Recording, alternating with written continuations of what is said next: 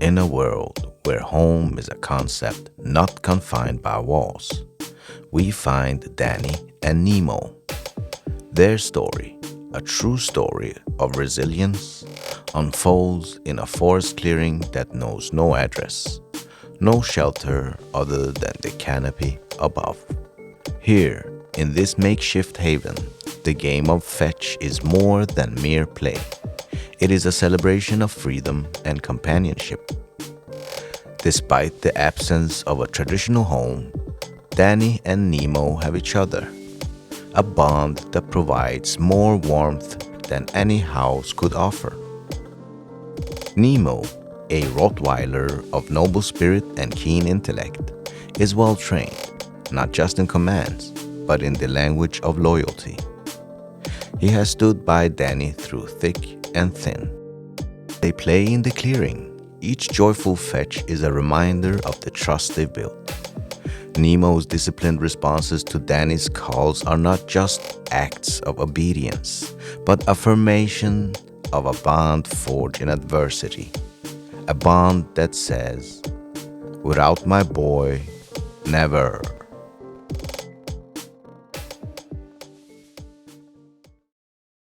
One morning, as dawn breaks, the forest stirs with the songs of birds and the rustle of leaves.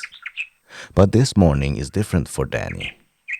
He awakens to an unsettling silence, the absence of a heartbeat, the absence of Nemo.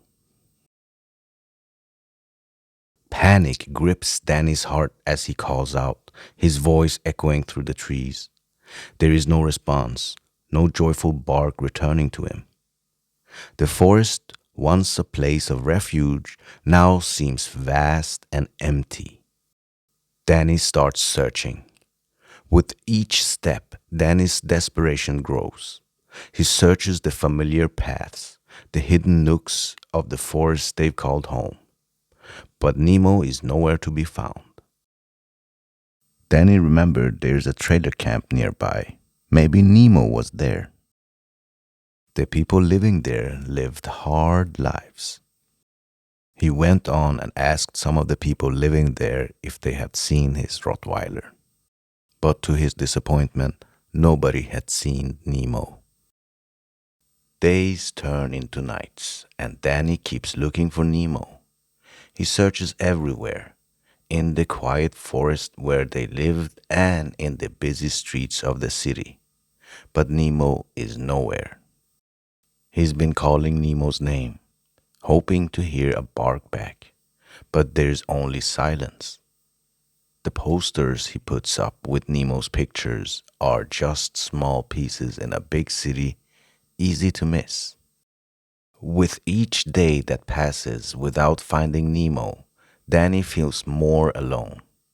The hope he had starts to fade away. He wonders if he will ever see Nemo again.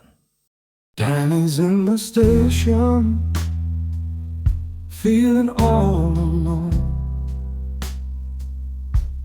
lost in the darkness, nowhere to call home.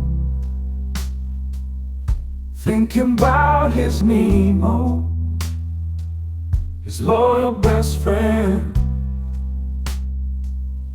but he's drowning in sorrow. Can this pain ever end? The train's rumbling by, tracks shaking his soul. Memories of laughter, but now it's all cold. His mind's filled with demons, whispering despair. Is this the final stop? Does anybody care? In the subway blues, Danny's losing his way, searching for that sunshine to brighten up his day. It's Rottweiler Nemo, a beacon in the night. So Together they'll find hope in each other's life. The rumble of the approaching train is a soundtrack to his despair. But then, just when he was about to take his final decision, in the periphery of his vision, a familiar shape emerges. There, on the opposite platform, is Nemo, his Rottweiler, descending the stairs with a couple of men from the trailer camp. The men he recognizes, the men he now realizes have taken his boy. A storm brews within Danny. Tears of relief mix with a fire of rage. His hands clench, his jaw sets. The pain of loss is now fueled by fear's determination to reclaim what is his. The bridge over the tracks becomes a passage of hope for Danny. His feet pound the pavement, each step a drumbeat driving him forward. As he reaches the other platform, the men from the camp spot him, a recognition that sets the stage for confrontation. But it's Nemo who sees him first. The joy in the Rottweiler's eyes is unmistakable. With a name called out from the depths of Danny's heart, Nemo reacts. His powerful legs strain against the leash, a testament to the bond they share.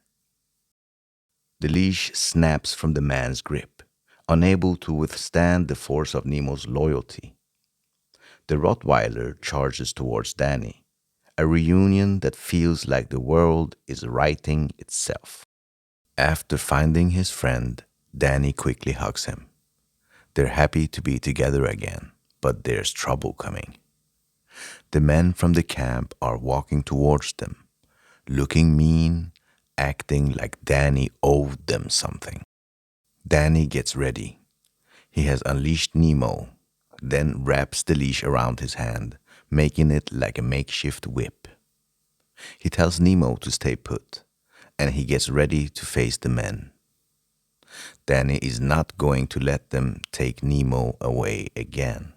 The platform has become a blur of motion as Danny stands his ground. The men from the camp, driven by their own motives, engage in a struggle with him. It's a clash of wills, a fight for what each believes is theirs. Nemo watches.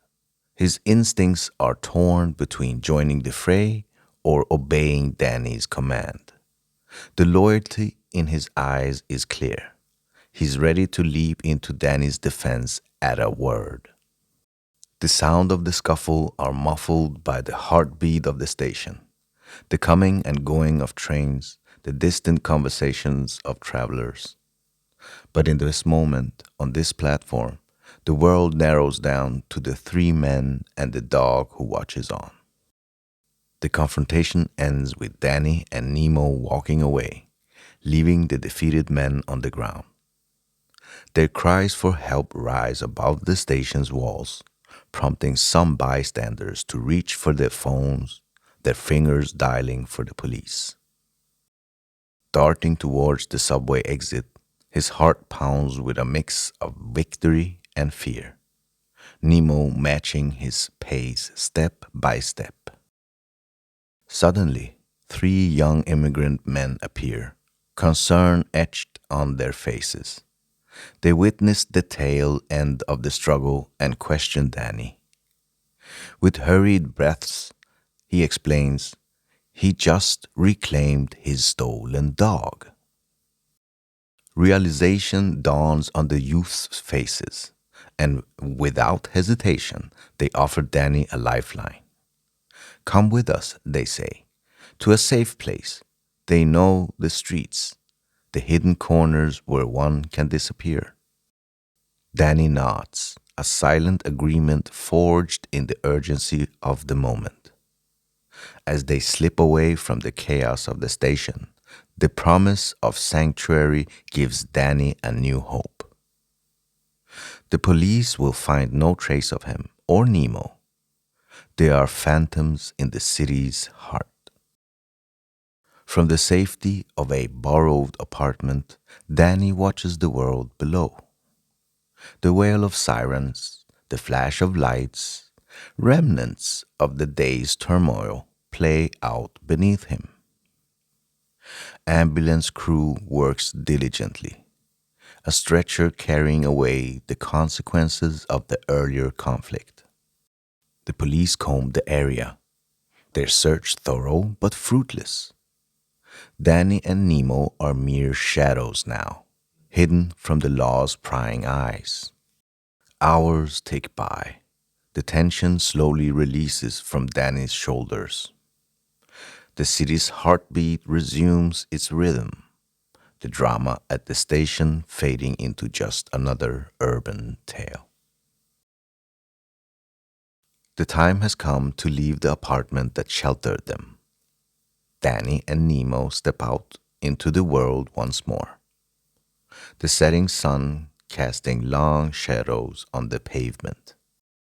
As they walk into the sunset, there is a sense of closure, of peace. The journey together is far from over, but this chapter concludes with a quiet promise of hope and continuity. The end. For now, don't forget to subscribe.